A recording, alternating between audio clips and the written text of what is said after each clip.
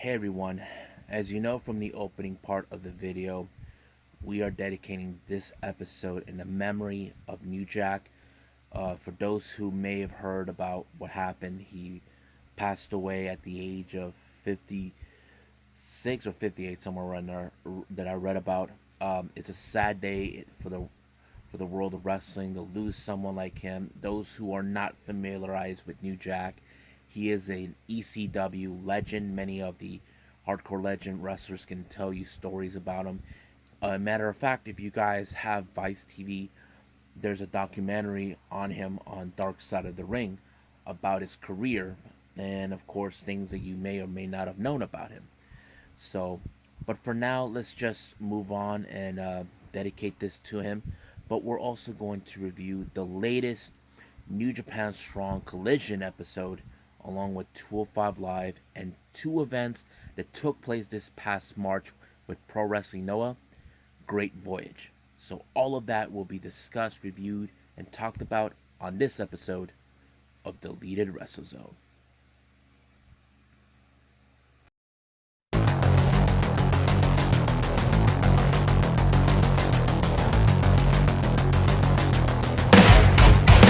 Are you ready?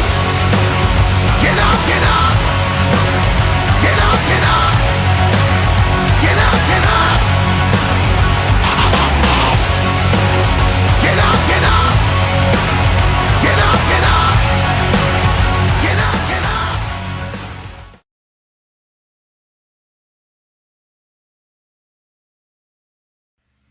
Welcome everybody to Deleted WrestleZone, all things that it's pro wrestling with AEW, NXT, New Japan Pro Wrestling, Impact Wrestling, the National Wrestling Alliance, various promotions, wrestlers, matches, and championships. I'm your host Jay right here. So let's begin with the latest New Japan Strong Collision. As you know, there's been a lot of interesting that took place. First match of the night is the debut of AJZ taking on the veteran Rocky Romero. I have to say, this was one of those matches that was really good. Reason is, I never heard of this guy, AJZ, but from what I'm heard, he came from Ohio Valley Wrestling, which is Al Snow's promotion. But I like how this guy was more determined to prove that he belonged to be there. But Rocky, you don't know if he's able to pull off any tricks to win his matches. That is one of the things that I've been noticing. He tried to put him in the armbar, but however, it had no effect.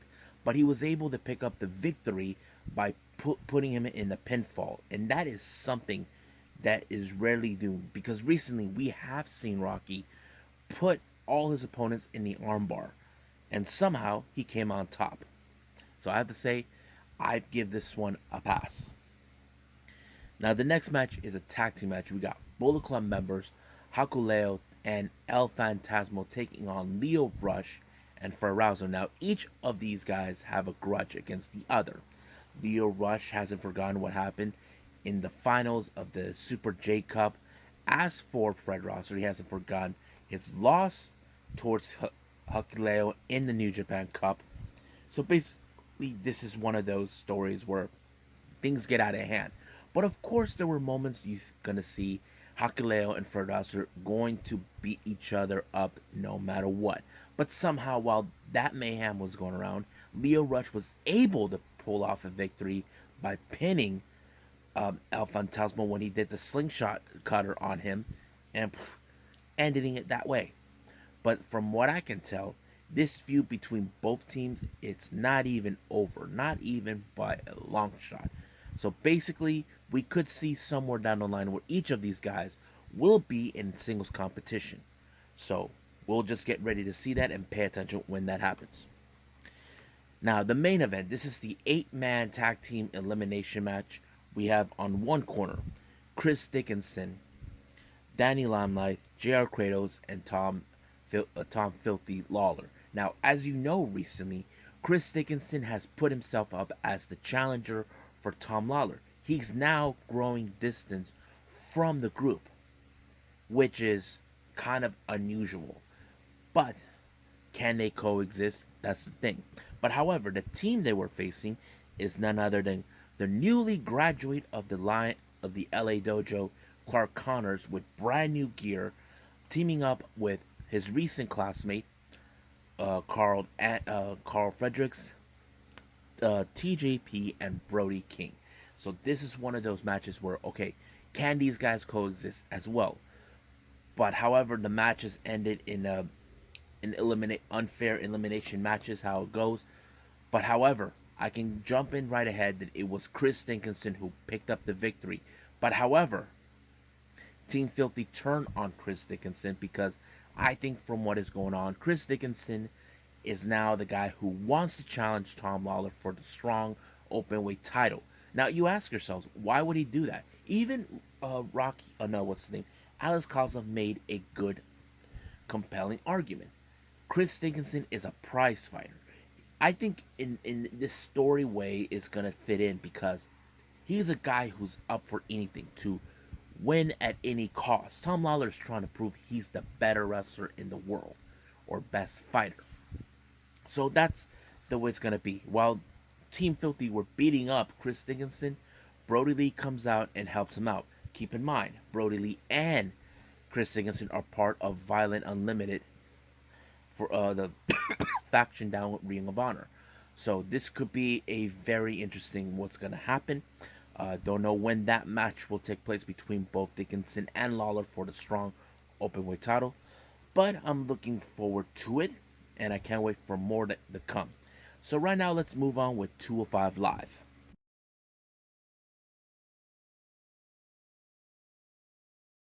All right, 205 Live. Well, this time we're continuing to see more of the newcomers are now coming out to show the OGs that they belong there. First match of the night is Arya Davari taking on Asher Ale. Now, to me, I would have assumed that it would be Arya Davari the win because he is trying to tell the newbies, this is our show, you don't belong here. So that's always been their game. But however, I have to say Asher Ale really impressed me that he did not waver or give up. That's one of those storylines I like. No matter how much Ari Davari, who is one of the originals, is saying that the new guys don't belong in 205 Live, Asher Ale proved it that he belonged there no matter what. So I'm happy that this happens, but hopefully down the line we see more of him winning his matches. Now, Bali Rise, on the other hand, as you know, they've been pretty much active as a team, but they decided to review what happened last week, where we saw, of course, Neist and Davari lose to Jiro and Gray. Thought it was a good match, but it was good because it felt great to see. Oh, these old guys. Well, they had it coming. Now, the main event was none other than Tony Nese against the debut of last week's debut, Airy Sterling. It was a good match. It was also one of those matches where Tony Nese is proving a point, saying you don't belong here. So that's the match that had to be pay attention no matter what. But however, this match could have gone in Aries Sterling, but somehow Tony Nese picked up the victory. Now ask yourself this question: why did they put the win went to Tony? Think about it. Tony Nese is trying to prove a point. But this is not just the end. You see, just because Aries Sterling lost once doesn't mean that he's going to try again. He will, how do I say, right or wrong. That's what is going to happen. But Tony Nese is going to say, you don't deserve it, but I'm going to prove it that you don't belong here. That's always been. The storyline with 205 has been, for months, that guys like Davari and Nese, they're trying to prove they are threatened by the newcomers taking their spots. But sooner or later, they will lose those spots. It's only a matter of when. So, I think that's it for now. Let's move on with Pro Wrestling Noah.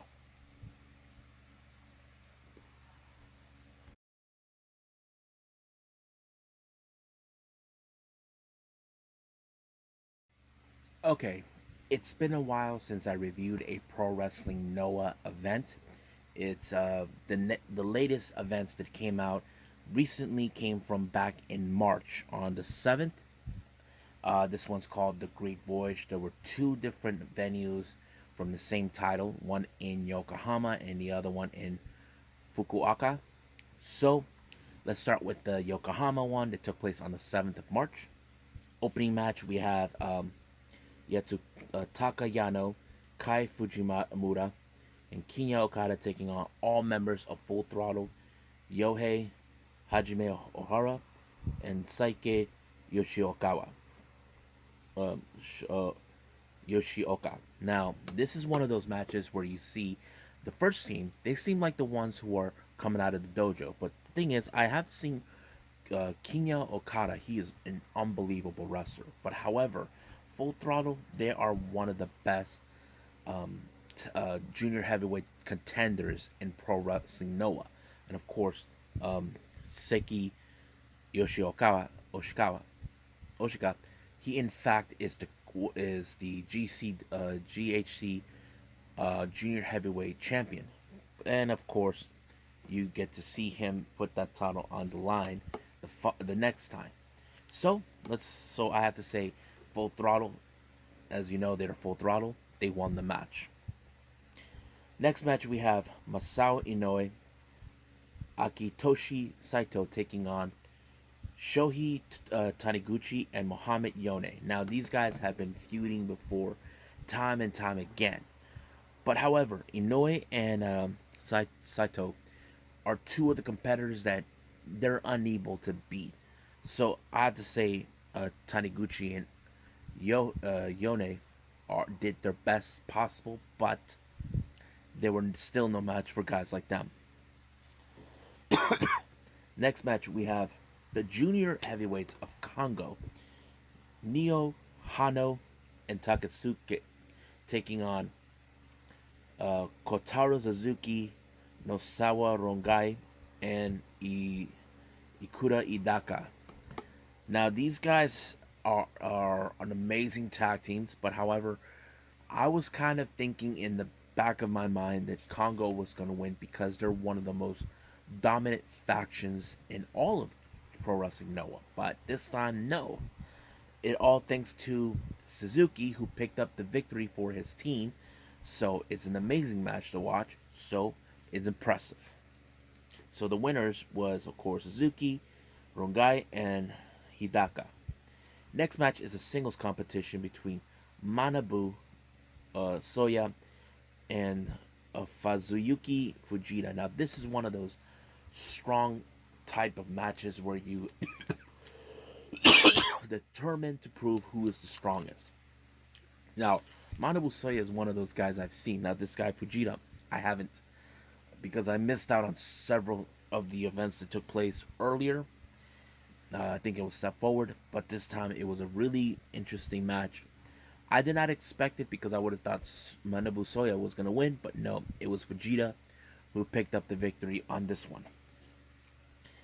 Next match we have is a 6-man tag team match. We got Junta Miyawaki teaming with Momo no Shinu tag, consistent of Daisuke Irada and Sushi Koge, taking on all the members of Stinger, Yuya Suzume, Ayada, and Yoshimari Ogawa. Now this is one of those matches where, of course, Ogawa still has issues towards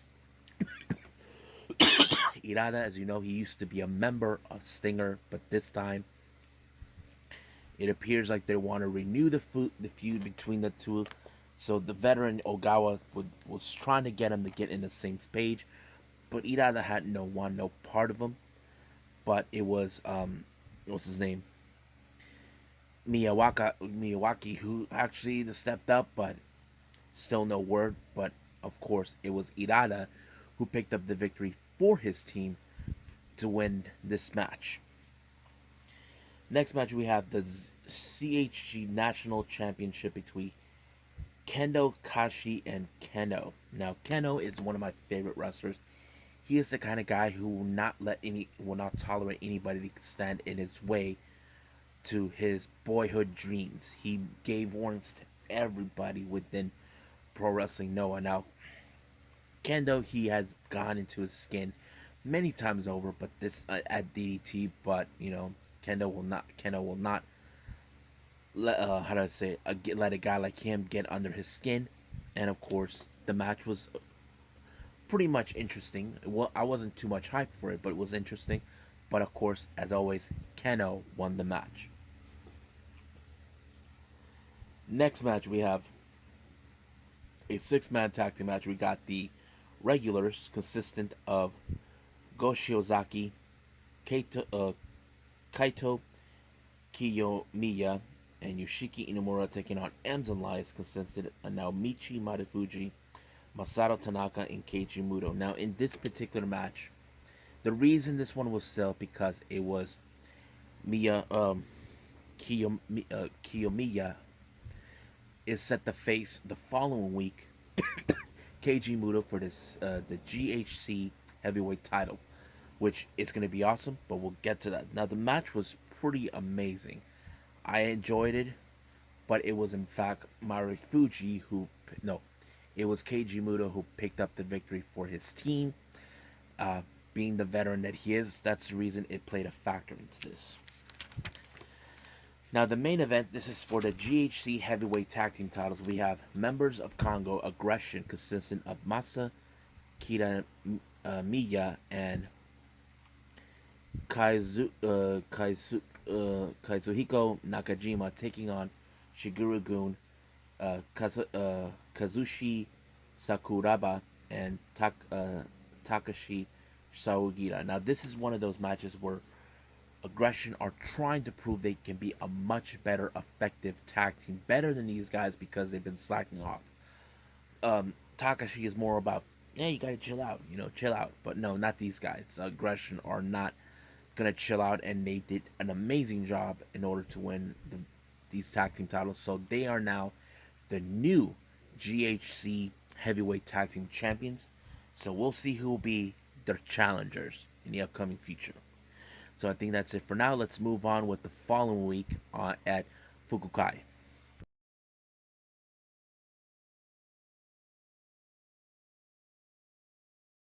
Okay, so we're in the Great Voyage in Fukuoka, which took place on March 14th. Opening match is, once again, we have um, Yatsutaka Yano, Kinya Okada, and Yoshiki Inamura, taking on 2/3 of Full Throttle, Yohei and Hajime Ohara, and of course teaming with Shuhei Taniguchi, which is stepping away this time, not being involved with Mohamed Yane, who is going to be competing in singles competition later on. Now, this is one of those matches where I think Full Throttle were enjoying the funky music with Taniguchi because it's a lot of fun. I can see that. But it was, in fact, Yohei who picked up the victory for his team. So I was very impressed with them, even though this team really got along great. Next match, we have Junta Miyawaki taking on Hayata from Stinger. Another great match. To explain, this one is more where Junta is determined to prove himself that he can hang with the big boys. But however, Hayata is still strong. He is no match for anybody unless if they are a much bigger caliber than him. So Hayata won. Next match, we have Mohamed Yone taking on Akitoshi Sato. Unbelievable match. I didn't expect Mohamed how he's going to be as a singles competitor because I've always witnessed him with Shohei to be in the tag team, but seeing him as a singles competitor really changed my perspective of what they can do, even though he and Shohei are one of the most interested teams I've ever witnessed since watching Pro Wrestling Noah. So I'm excited for that. So however, it was Mohamed who won this match. Next match we have is a tag team match with Kai Fujimura teaming with Daisuke Iradas, taking on Stinger, Yuya Suzumu, and it was supposed to be Ogawa, but he wasn't there. It became Hayata took place. This match, I wasn't too much sold on this one because it was already advertised with Ogawa, but he wasn't there. Don't know what really happened, but I'm assuming he got injured or there was an emergency. I don't know. But I'll skip anyway who won this one. It's of course Stinger. Not a surprise to me. Next match we have Kongo, Niho, Aho, and Keno taking on Shigure-gun, Nosawa Rongai, Kazuyuki Fujita, and Keno Kashi. Now this match was more of a grudge match between both teams. In this one, Fujita is lost his match against Keno, but however the match ended in double countout. Keno wasn't gonna tolerate in this one, so the second try became a much better try where we saw it was in fact Shigure-gun uh, Sugurai Gun win the match, which is unbelievable. Next match is the JC Junior Heavyweight Tag Team title, where we have Atsushi Koroge taking on Seiki Yoshioka. Now this match was already been set since Budokan the Great Destination, where Seki beat his teammate Irada for this title. But Atsushi stepped up to be the guy who will wants to step in the ring to challenge him for the top. But this match was really, really good. I enjoyed it a whole lot. I didn't expect that much.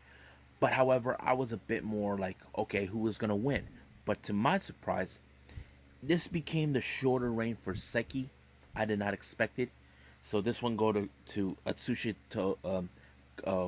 Koroge to win this one. So he's now the new junior heavyweight champion. This next match is an 8-man tag team match. We have Kongo, consisted of Tadasuke, Manabu Soya, Masakira Miya, and Katsuhiko Nakajima taking on Kotaro Suzuki, Takashi Sugira, Naomichi Marufuji, and Go Shiozaki. The answer to this question is, can Shiozaki and Marufuji can get along? From my understanding from this match, it was Marufuji who turned on Shiozaki, but they're able to pick up the victory no matter what. I was surprised. Excuse me. So there will be times where we'll see them from two different teams being in the same match, but however, this match proved they can still coexist but become enemies later. Now the main event, we have the GHC Heavyweight Championship between challenger Kaito Miyomiya versus Keiji Muto. Now this was already been set since Keiji Muto won this title from Go Shiozaki at Destination at Budokan. You can see the determination from this kid's eye that he wants to be the future of Pro Wrestling Noah. But however, can he beat the veteran? That is the question. I don't know, but it was an amazing match. It did tell the story how Miyomiya is determined to prove that he is the future, but can he stop a veteran like Muto? Well, the answer is he did not. But however, in post-match, we have Manabu Soya who shows up, who is determined to become the next challenger, but Muto ignored him. He got beat up by him. So my guess is he's the next challenger. So I think that's it for now for this one. Well, I hope you guys enjoyed this episode, me reviewing Pro Wrestling Noah for the first time in who knows how long. There's more Pro Wrestling Noah to review, other than there's others that I still haven't reviewed. But the upcoming video will be, of course, Got to Move, and of course, Under Siege. That will take place later on. So I will review Got to Move first, and I'll add in another Japanese wrestling show or two between those two. But for now, I'll see you guys in the next DWZ time. Same DWZ channel. I must bid all of you adieu. So goodbye. Mwah. Have a nice day. Bang.